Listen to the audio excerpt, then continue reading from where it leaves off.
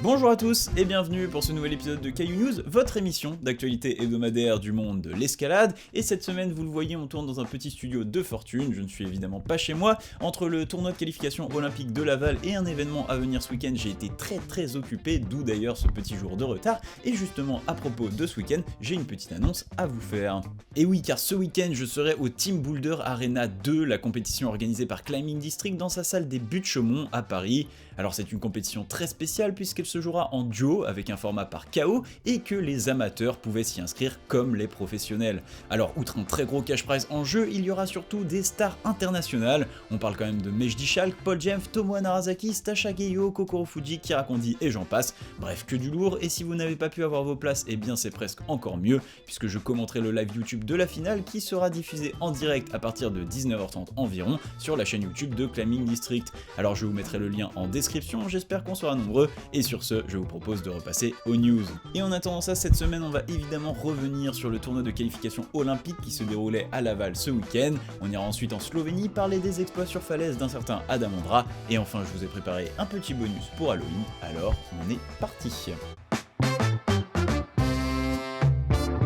News numéro 1, cette semaine, tous les projecteurs étaient braqués sur la ville de Laval, et si j'aurais aimé vous parler de ses fabuleux remparts avec sa mythique porte Becheresse, son bassin sédimentaire houillé datant du Carbonifère, sa basilique Notre-Dame d'Avenières fondée par le chevalier Guy II de Laval, deuxième seigneur de la ville, nous allons surtout nous concentrer sur son tournoi de qualification olympique. Alors pour rappel, les tournois de qualification continentaux au nombre d'un par continent et par discipline délivraient chacun un ticket pour les Jeux Olympiques aux gagnants de la discipline. Et si vous voulez plus de détails là-dessus, je vous encourage à aller voir la vidéo que j'ai faite sur le sujet la semaine dernière. Alors contrairement au TQO panaméricain, le tournoi de qualification européen interdisait aux précédents qualifiés de participer. Exit donc les Jakob Schubert et autres Yannick Garnbret ou encore Jessica Pils, mais ce que l'on peut dire c'est qu'en leur absence, l'Europe s'est trouvée de nouveaux leaders. Chez les femmes, après 4 jours de domination intensive, Oriane Berton a parachevé son œuvre en décrochant le deuxième ticket olympique français pour les Jeux Olympiques. Au presque parfait en bloc et même très convaincante en difficulté, la française aura notamment dû s'employer pour faire face au retour de la Serbe Stasha Geyo et Laura Rogora, mais avec 30 points d'avance au classement final, la fin logique de l'histoire ne s'est pas dérobée et elle devient donc la deuxième française après Bassamawem en vitesse à se qualifier pour Paris 2024. Chez les hommes sino-français Sam Afzou et Mejdi Schalk s'étaient glissés en finale, la mission s'annonçait beaucoup plus compliquée face à Adam Ondra et surtout le britannique Toby Roberts, intouchable depuis le début de la compétition. Et si en bloc Sam sort seul avec un 3 sur 4 alors que Mejdi, Adam et Toby ne font pas mieux que 2 tops, l'écart de points semble très faible avant la diff. Et bingo, puisqu'après pourtant 2 runs très corrects en difficulté, surtout pour Mejdi, nos Français sont déjà derrière Alberto Rines Lopez, que l'on croit même refaire le coup des JO 2021 après une zipette d'Adam Ondra. Sauf que voilà, ce week-end, Toby fucking Roberts était de sortie, et après un show son et lumière de quelques minutes, il topera la voie pour s'adjuger lui aussi son ticket olympique en patron. And last question, what's next? How do you train for Olympics right now? What's next? Rest is definitely what's next. Et après ça je reviendrai pour manger Mejdi Schalk sur des cours d'eau et j'irai à Flatanger pour décoter silence. Bisous. News numéro 2, une qualification de Toby Roberts qui veut aussi dire qu'Adam Ondra, la légende de la discipline, ne s'est donc toujours pas qualifié pour ces Jeux Olympiques 2024. Alors, en sachant que la plupart des tickets sont toujours en jeu, on ne s'inquiète pas trop pour le Tchèque, mais il est vrai qu'à la vue de son année 2023 et avec la montée en puissance de la jeune génération, Adam n'est plus le favori incontestable qu'il a été sur résine. Alors, est-ce le début d'une longue chute vers l'anonymat? Le Tchèque est-il condamné à terminer sa carrière en grimpant pour des goûters d'anniversaire et en première partie du spectacle de Toby Roberts? Eh bien je ne crois pas, ou du moins pas tout de suite, puisque si sur résine le Tchèque montre quelques signes de faiblesse, sur falaise il n'en reste pas moins la référence incontestée, preuve s'il en est, un petit passage en Slovénie juste avant de venir à Laval. Là-bas il s'est rendu à Sopota, la falaise locale d'un certain Jarnej Kruder, pour se tester sur 2 voies côté 9A présentant une même fin. La première appelée In Time 9A présentait un gros mouvement dynamique sur son départ, un mouvement que ratera le Tchèque sur son essai à vue et décidera donc d'aller essayer l'autre voie, Peščenia Ura. Et cette fois-ci le Tchèque réussira à l'enchaîner sur son premier essai, une ascension flash et pas à vue cependant, Jarnej Kruder lui ayant déjà donné des informations sur la voie. Enfin une sacrée performance pour le Tchèque, la troisième de ce type pour lui, alors qu'il est déjà le détenteur du premier 9A+ flash de l'histoire Super Krakinet en 2018, on le rappelle. News numéro 3, aujourd'hui nous sommes le mercredi 1er novembre, c'est-à-dire au lendemain de la fête d'Halloween, et je me suis donc dit que c'était le moment de vous parler d'une petite curiosité que j'ai découverte il y a un moment déjà. Alors Halloween, au-delà d'être la seule fête qui n'a pas réussi à devenir une véritable fête, c'est surtout le symbole de l'épouvante, que ce soit des squelettes, des araignées, des zombies, des plats non brossés ou encore Toby Roberts à l'entrée d'une section sur réglette. Bref, toutes ces visions d'effroi qui vous glacent le sang réunies en une seule soirée. Et bien dans la continuité de cette liste ma foi fort réjouissante, laissez-moi vous présenter Jason Kell, shaper, autrement dit concepteur de prises d'escalade, travaillant pour la marque Soil, un fabricant de chaussons mais aussi d'accessoires et surtout de prises en tout genre.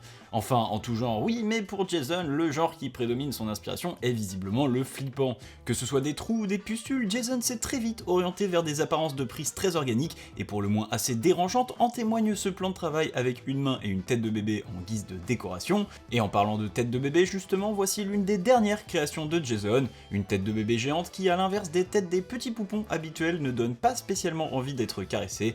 Alors cette prise existe d'ailleurs en plusieurs déclinaisons avec plusieurs couleurs, des yeux plus ou moins globuleux, et j'ai même retrouvé cette photo d'une précédente création de Jason que je trouve encore plus creepy, avec une tête de bébé qui sort littéralement de la prise.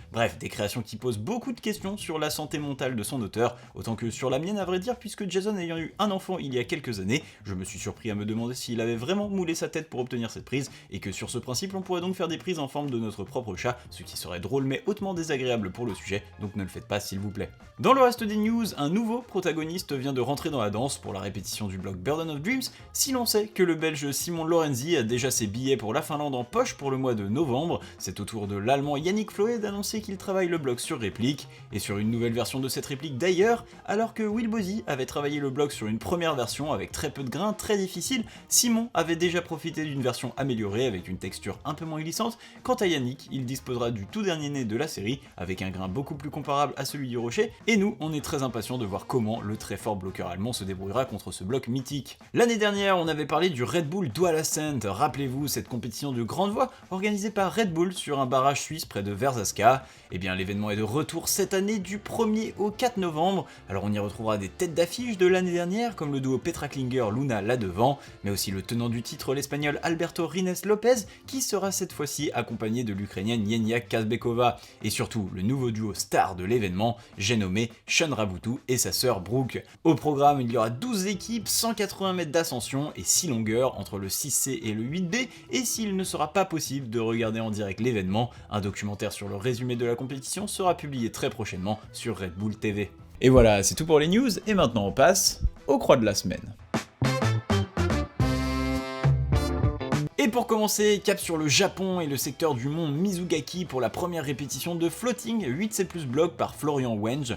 Première ascension du blog depuis sa libération par le japonais Ryuichi Murai en 2021. L'allemand y aura consacré 9 journées de grimpe sur place avec une préparation physique spécifique avant son voyage. En effet, le grimpeur rêvait de la ligne depuis qu'il avait vu son libérateur la travailler et a donc pu cocher ce projet dans le temps qui lui a été imparti. Il regrette cependant de ne pas avoir pu voir plus du pays et espère revenir, qui sait, pour récupérer par la même occasion d'autres jolies croix. Et on se retrouve maintenant en France pour une croix qu'on avait oublié de passer la semaine dernière sur le secteur d'Orgon, où l'habitué du site et de l'émission Loïc Zéani libère Quartier Nord proposé 9B. Encore une très grosse cote pour le local qui aura mis plus de 20 sessions dans la voie pour réussir l'enchaînement. Il s'agit dans les faits d'un nouveau départ pour Bronx 8C+, en commençant par un pas de bloc dans le 8B, suivi de 10 moves dans le 7C/+, et pour couronner de tout, le grimpeur s'est même permis un deuxième enchaînement de la même voie à la journée, pour cause la caméra lors de la première ascension aura été un peu chahutée par le vent.